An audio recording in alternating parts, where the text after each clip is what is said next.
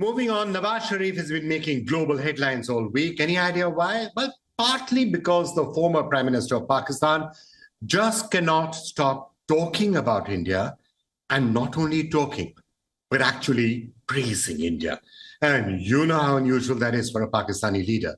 Here's just one of the many things that Nawaz Sharif has said, and I'm quoting here.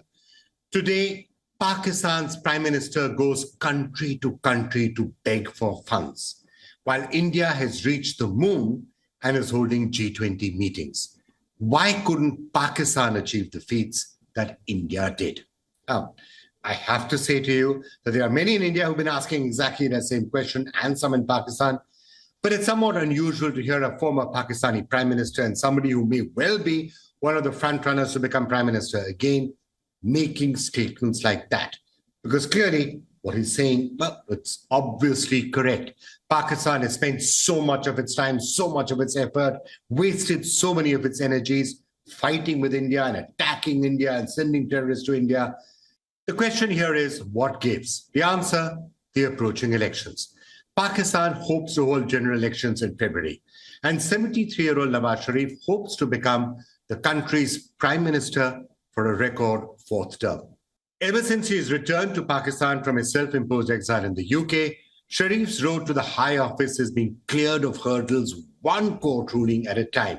The Islamabad High Court has acquitted Sharif in the Avonfield and Al Azizia corruption cases. The only big hurdle that remains now is the Panama Papers case. It was in this case that Pakistan's Supreme Court ruled that Sharif was disqualified for life.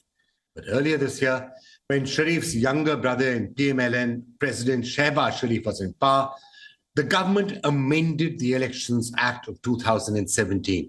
The amendment limited the disqualification of lawmakers to just 5 years. The Supreme Court of Pakistan will now rule whether or not Sharif can actually run for elections in 2024. You should not be surprised if the bench rules in the former Prime Minister's favor. And then, with most of the legal hurdles out of his way, all that remains between Sharif and a record fourth term are votes, getting the voters to back him to be Prime Minister again. Now, opinion polls show that the former Prime Minister Imran Khan still leads the approval ratings, it has to be said, but he is in jail. And he is, however, planning to contest from at least 3 constituencies. Imran Khan is who Sharif will have to defeat to go back to the Prime Minister's office. And how does Sharif plan to do that? Well, he is really making India his campaign's most prominent pitch. Nawaz Sharif seems to be campaigning for better ties with India. During his conversation with PMLN members, Sharif said that Pakistan alone was responsible for the state of the country's economy. I'm quoting here. He said, "Today where Pakistan has reached, this is not done by India, the US, or even Afghanistan. In fact, we shot ourselves in our own foot. They imposed a selected government on this nation by rigging the 2018 polls that led to the sufferings of the people and the downfall of the economy," unquote. You see what Sharif is trying to do here?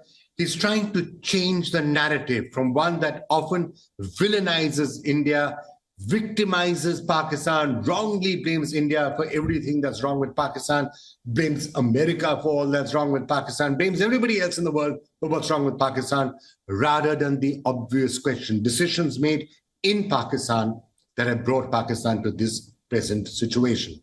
Not too long ago, Sharif said he's interested in serious and sincere talks with India.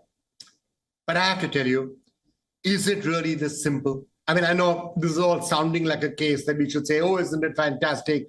Nawaz Sharif will hopefully win the election and there'll be peace with Pakistan and everything is good. It's not that simple. He has to win the election. There has to be a clear indication that Pakistan wants to change its stance. It has to be seen whether voters in Pakistan will be interested to vote for a platform that says, let's have peace with Pakistan.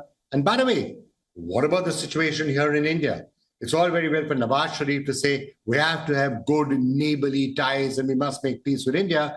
But here in India, a lot of people are still skeptical. You see, India has made it clear that terror and talks can't go hand in hand. Nawaz Sharif cannot forget that.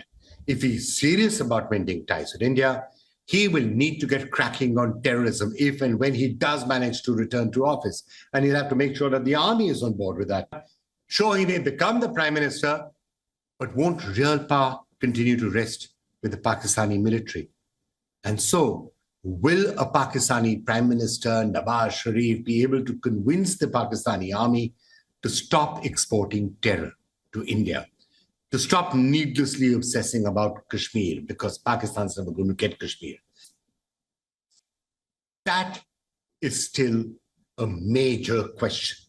And if you don't share my skepticism about this question, you're going to look back to 1999. You've got to look at what the civilian government, and yes, it was Nawaz Sharif, you've got to look at what the civilian government tried to do and how that was then followed and repaid by the Kargil misadventure. Look, I have to say this. While India makes for a great campaign pitch in Pakistan, while India is certainly a perfect example for prosperity as a contrast to Pakistan's mayhem, if Nawaz Sharif seriously wants to normalize ties with India, he will have to prepare himself for a long, long walk, and a walk on a road that is less well taken in Pakistan.